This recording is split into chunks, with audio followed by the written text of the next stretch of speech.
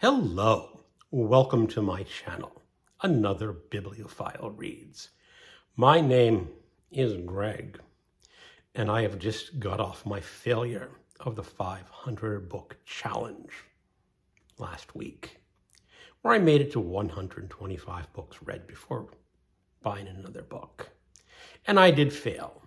And now I'm going to show you all of my failures because I went on a bit of a book buying binge. Now, before I get to the books, I'm going to show you just a little something special that I picked up at IKEA. This is just a plaque to put up somewhere in my library stating that I am a book lover. And this was like $4.95 at IKEA. So if you have an IKEA near you, you might like it. Go ahead and pick it up and stick it in your library. And now on to the books. They're sort of in a thematic order. But here's one I picked up at a used bookstore for $5. This is Hard Case Crime. This is Michael Crichton writing as John Lang. It is not supposedly one of his best crime novels, but it's a fairly long one. And for Hard Case Crime, it is pretty darn long. It's like 392 pages long. But you know, it was $5, and you got to pick them up because it's Hard Case Crime. And this one is a cursed book that came in the mail this afternoon. I got it from Bad is Rad. This is Dead Inside. The author is Chandler Morrison, and this is an extreme horror novel about a necrophiliac and a baby eater. Apparently quite gruesome and quite graphic. I will be reading this later this week or next week, and then there will be a review where I will give this book away to a viewer for them to read, review, and give away. So be on the lookout for Dead Inside. This is a book I actually I bought from Amazon. This was bought during my book buying ban, but it was a legitimate purchase because it is going to be a book I am reading for an event in July calling BookTube at War. And this is Bomber by Len Deighton. This got an excellent review from Criminale, and in part it is about a bomber crew during World War II. So I am really looking forward to this one. Now also, I picked up at a used bookstore another Len Deighton book. This is Winter, a novel of Berlin. It is about two brothers starting off in Berlin just before the war, and it is apparently a sequel to his Berlin game trilogy, Espionage. But this is a historical novel. I don't know much about it. It was $2.50 at the used bookstore, and I picked it up as a possibility for BookTube at War. Although honestly, I really don't think I'm going to get to it. I'll probably get to it later this year or maybe next year. Another cheap purchase. This is The Gemini Contenders by Robert Ludlum. Robert Ludlum was a very popular espionage thriller writer during the 70s. I'm not even sure what this is about. It says Hitler had ghastly plans for it. Churchill tried everything to get it. The Vatican was terrified of it. Many people had already died violently for it. So it's something about World War II, Hitler, and England, apparently. It should be good. Robert Ludlum is a kind of a trashy writer, but he's fun. And it's not the only Robert Ludlum I picked up. I picked up The Osterman Weekend at a thrift store for like 99 cents.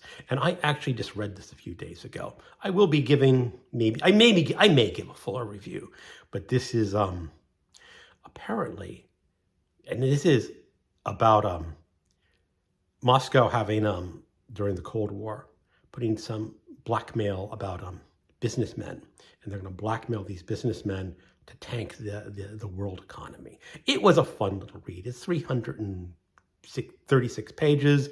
I read it in 2 days. A lot of fun. This was his second novel, someone said. So it's a good little espionage thriller. Malia 18 by Leon Uris. This is an historical novel, probably a bit of a thriller too. This is about the ghetto rising in Poland when it was occupied by Germany. This is another strong contender for BookTube at War. I want to read at least one novel based on the Jewish experience in Poland. So I'm probably going to do a double hitter, saying this is my book about Poland. This is the book about the Jewish experience. I do have another strong contender for that category, so I may not get to it this year. But at one time, Leon Uris was a very popular author of thrillers. I read one of his books called The Hajj, and that was pretty decent. But again, a strong contender for BookTube at War. Arthur Hailey, Strong Medicine. Last month, over at Michael Romeo Talks Books, he did a deep dive into 20th century books, and his author was Arthur Hailey, and I read the book Airport, and I really enjoyed Airport. It was a fun little book. Michael read Strong Medicine. I think he said it was not his best book, but good enough. And again, I picked this up at a used bookstore. Or no, this was the thrift store for like 99 cents. So a lot of good, a lot of fun. Who knows when I'll get around to it. Now, these two books I picked up as a pair because last year when I came off my 100 book challenge, I bought a science fiction novel for 25 cents called The Dome in the Forest. I had not realized that was a science fiction novel. That was the third book out of 7 books. But these are a series of science fiction books. It is apparently set in the United States after a devastating event, almost certainly a nuclear war, because these books were written in, let's see when this first one was written. It was written in 1980. So nuclear war was still a big fear back in 1980. And apparently this is a story of civilization 1,000 years after a nuclear war and what comes of it. I don't know much about it. I really just picked up these two because I had bought the other third. And who knows if I'll get to them, but maybe someday. So and the actual titles are The Breaking of the North Wall by Paul O. Williams. And the second book is The Ends of the Circle. So post-apocalyptic science fiction. Now here is a book that I bought directly because of Horror Mayhem this month. If you know my channel, I read a book called The Spiders by Richard Lewis, which is a killer animal book about killer spiders. And I said that was, pretty darn good killer animal book for a killer animal book, which it's pure trash. And I went looking on the internet. Of course, Richard Lewis is completely out of print. You cannot get his books in digital format. You can only get them in paperback, and most of them are really darn expensive nowadays. Like The Spiders was like over $20 or something. And go like, no, you don't want to pay $20, or maybe you pay $20, but not $30. But this book was only $5 on Amazon and $4 of shipping from the UK. I don't know how the UK afforded shipping it to me for $4, unless they have some sort of bulk shipping. But this is a book about killer cockroaches. And that is just a terrible bug on the cover. That is about as cheap as you can get and about as gaudy as you can get. But killer cockroaches, wow. There is another book about killer cockroaches called The Nest. That one's set in the United States on an island. That one was a pretty decent killer animal book too. I can't quite remember the author of The Nest, but it's hard to find now in paperback. Although The Nest is available as ebook. So get it as an ebook. So this is a good potential for Garbogast or next year's Horror Mayhem. Here are two books by a popular author, Dean R. Koontz. Again, these were dirt cheap at a used bookstore. I am fairly certain I read Darkfall sometime in the 80s. I don't remember a lot about the plot. This is when Dean Koontz was really heavily into his horror phase. He's moved more into sort of a suspense thriller phase nowadays, but he was pure horror. And there's something just a little bit off about Dean Koontz. As I remember, you read his books and going, there's something that just didn't work. And I'm not sure why I want to pick him up again, but I do want to pick it up again. And that is Darkfall. I also picked up Night Chills. This one I'm pretty sure I have not read yet. But again, when they're half the cover price and it's like $3.95, cheap enough that you don't really care, but you have them anyway. William W. Johnson, Rockabilly Hell. He wrote a lot of Westerns. I think he mostly got his fame from Westerns, but he also wrote some horror novels about the Devil's Touch, which was about Satanism and the rise of devils. But this one is about rock and roll and horror. Rock. From Cairo to Vicksburg along Route 61, they lit up the night with the sounds of wailing voices and twanging guitars. All the greats played at roadside clubs filled with smoke, sex, and a driving beat. Elvis, Jerry Lee Lewis, Carl Perkins and Johnny Cash, Roy Orbison and Billy Lee Riley, Conway Twitty, and Oni Wheeler. These jive joints are now the thing of the past, or are they? The sheriff's deputy has just stumbled upon a mystery that will take him into the cheating heart of rockabilly hell. I picked this up on a whim. I'm probably not going to read it because I really don't care that much about rock and roll music, but it was, at a good price. So this might be a very good giveaway.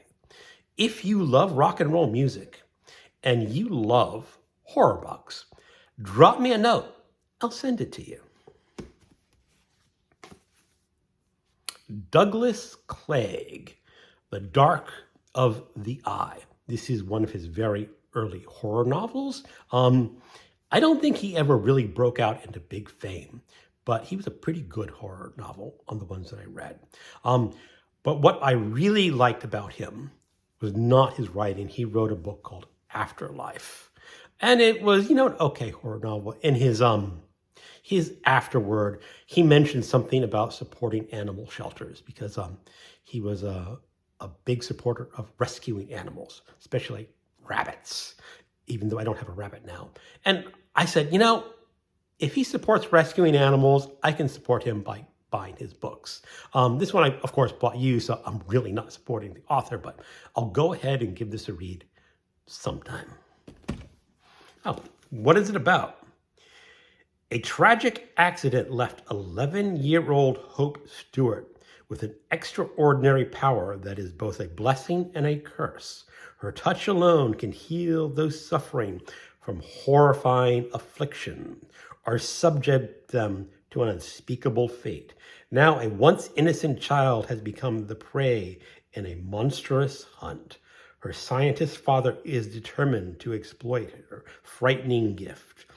A relentless government agent is out to kill her, and a damaged soul called Monkey vows to deliver her to the mercies of the fiendish forces he serves. This is another book I picked up at a thrift store. I really don't know why I picked this up. It's because it was there and it was cheap. It is sort of maybe a horror, maybe a thriller. I don't exactly know. A vicious schoolgirl, a tormented teacher, a deadly lesson in terror and revenge. It wasn't that the girls of Malheim House School hated Miss Charnley. It was simply that they loved to mock her. They nicknamed her the Monster, and they taunted her with cruelly imaginative pranks. Perhaps it was her studious nature that invited torment. Perhaps it was her mousy demeanor. But don't be fooled. Ramona Charnley knows these girls. Pretty and privileged are everything she will never be. They are her enemies, especially Rosalind Tuck, who has pointlessly and purposely hurt her. Now is the time has come for a final reckoning, the ultimate lesson in terror and vengeance. But who is the teacher and who is the victim? You know, just pick it up. All right. At a used bookstore, I picked up some Louis L'Amours. Louis L'Amours are just, there's tons of Louis L'Amours in used bookstores. A lot of them are dirt cheap. One of these was 25 cents. This is Chaleco. It's a Western. I'm not gonna read the back cover. It's not all that important, but it's a man and a gun, and he's wearing some sort of cowboy boots, and something's gonna happen. And the first fast draw, again, man with a gun. It's a Western. Gotta have it. So I don't think I'll be getting to these Louis L'Amours this year. This is probably for future June on the ranges. But you know, pick them up while you're at the used bookstore. And lastly, these are sort of like the score of the used bookstore. These are two short story collections of Elmore Leonard and his Westerns. I know Criminale and Alan at Big Hard Books and Classics, and I think Mark at Book Time and for Elvis are all doing the collected works of Elmore Leonard. This is about half of his Westerns, as I understand. I have 14 in these two collections. I think there's a total of 30. But you know, they were dirt cheap at a used bookstore, and I got them. This is 310 to Yuma and Other Stories. And this is The Trail of the Apache and Other Stories. So they'll be good for someday and reading short Westerns, because Elmore Leonard is a fantastic crime writer, and I hear such good things about his Westerns. And that is my book haul. Thank you, everyone, for watching, and keep on reading.